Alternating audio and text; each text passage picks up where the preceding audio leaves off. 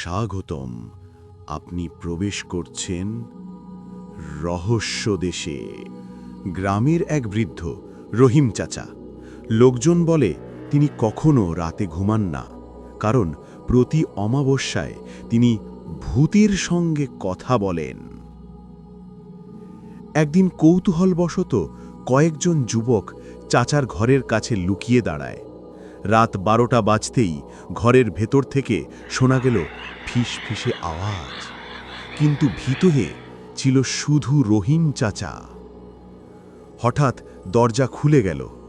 চাচার চোখ লাল হয়ে উঠল। তিনি চিৎকার করে বললেন, তোরা দেখে ফেলেছিস, এখন তোরা আর ফিরতে পারবি না।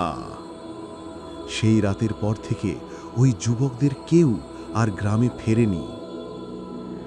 আজও লোকজন বলে রহিম চাচা আসলে মানুষ নন, বরং সেই গ্রাম পাহারা দেওয়া অশরীরী প্রহরী।